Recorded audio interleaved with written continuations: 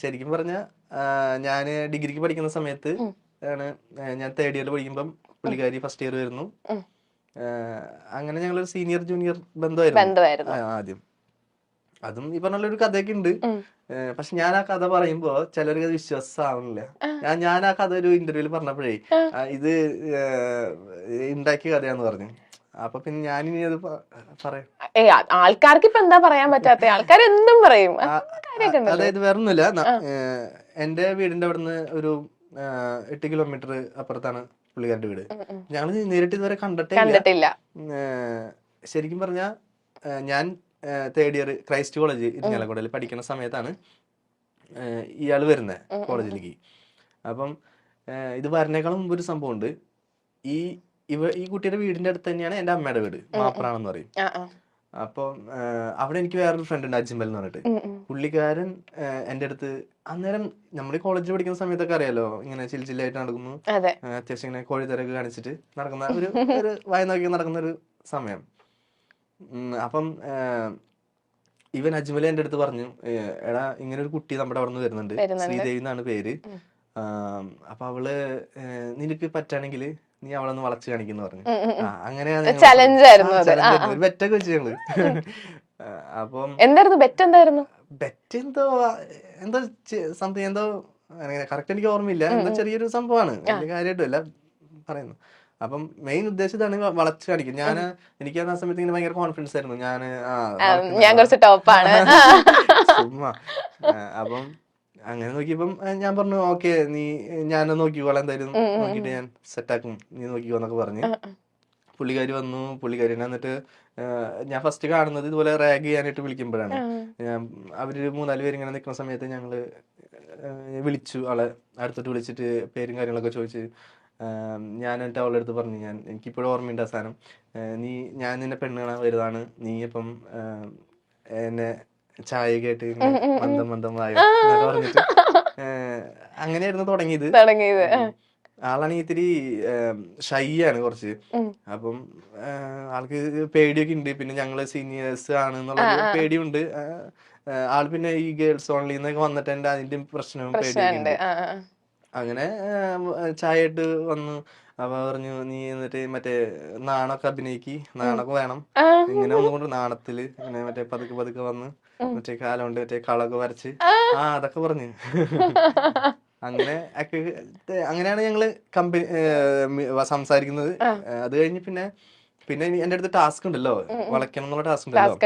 അപ്പം ഫസ്റ്റ് നമ്മള് അങ്ങനെ സംസാരിച്ച് ഇങ്ങനെ ഞാനാണ് ഇഷ്ടാന്നൊക്കെ പറയുന്നത്, ഇഷ്ടാന്ന് പറയുന്നു. അതൊക്കെ കുറച്ച് കഴിഞ്ഞിട്ട് ഇങ്ങനെ സംസാരിച്ച് പിന്നെ ഇടയ്ക്കിടയ്ക്ക് സംസാരിക്കലായി, ഇന്റർവെൽ സമയത്തൊക്കെ സംസാരിക്കലായി. അങ്ങനെ സംസാരിച്ചിട്ടാണ് പതുക്കെ അങ്ങനെ സെറ്റായത്.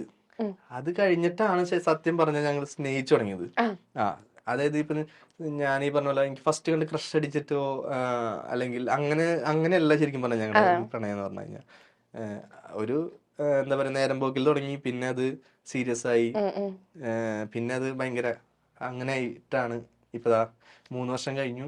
ഒരു മോനുണ്ട്, ഹർഷവർദ്ധൻ എന്നാണ് പേര്. എത്ര നാളപ്പം സ്നേഹിച്ചിട്ടുണ്ടായിരുന്നു? ഞങ്ങളൊരു 6-7 വർഷത്തോളം സ്നേഹിച്ചിട്ടുണ്ട്.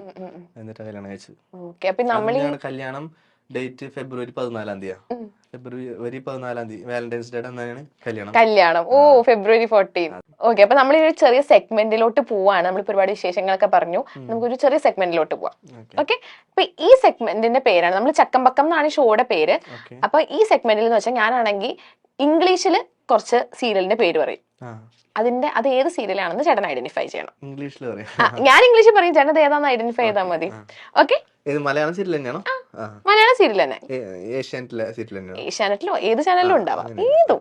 ഓക്കെ, അപ്പൊ first family lamp Kudumbavilakku. Okay, എളുപ്പമായിരുന്നു അല്ലേ? അത് നമ്മുടെ അച്ഛനായിട്ട് ഉണ്ട് അതില്. അതെ. ഓക്കെ, അടുത്തത് my soulful daughter. My soulful daughter, ഇതൊക്കെ ഭയങ്കര എളുപ്പമാ, എനിക്കറിയാലോ. Soulful daughter. ഇവിടുന്ന്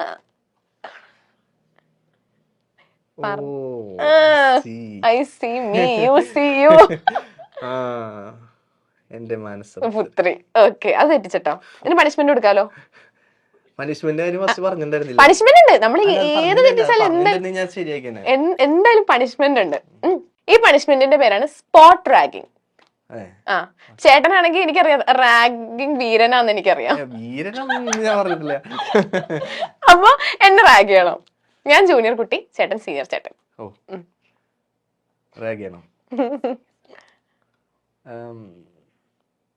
എന്ത് പറഞ്ഞ റാഗിങ്? ചേട്ടനല്ലേ റാഗിങ് വീരൻ. എന്റെ അടുത്താണ് ചോദിക്കണേ. ഞാനൊക്കെ പണ്ട് പേടിച്ചു നിന്ന് വെച്ചാ. ആണോ? ശരി. അപ്പം ജൂനിയർ ആണ്. ആ, ജൂനിയർ. എന്താ പേര്? മെഹർ. മെഹർ. ഒച്ചല് പറ. മെഹർ. മെഹർ. എവിടുന്നാ വരുന്നേ? എറണാകുളം. എറണാകുളം എവിടെ? കലൂര്. കലൂര്. എന്തിനാ ഇങ്ങോട്ട് വന്നത്? ശരി, പഠിക്കാൻ. പഠിക്കാൻ വന്നാ? ഓക്കെ. എന്നാ ഞാന് കുറച്ച് കാര്യം പറഞ്ഞു കഴിഞ്ഞാ അതുപോലെ ചെയ്യാൻ പറ്റുമോ?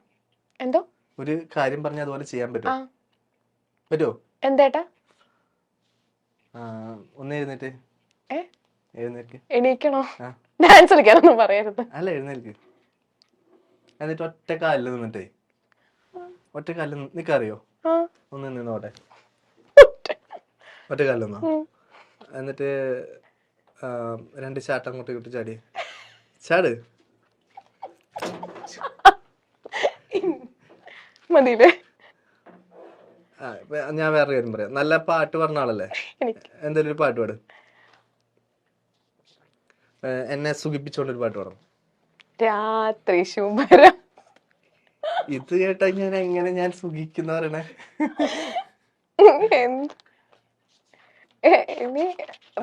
അത് കേട്ട എനിക്ക് സുഖിക്കണ പാട്ടോ? സുഖിക്കണം. കുഞ്ചിയമ്മയ്ക്കഞ്ച് മക്കളാണ്, അഞ്ചാമന പഞ്ചാര കുഞ്ചു. പാടിയിട്ടുണ്ടോ അങ്ങനെ ഏതെങ്കിലും അവിടെ കോളേജിൽ പഠിക്കുമ്പോ?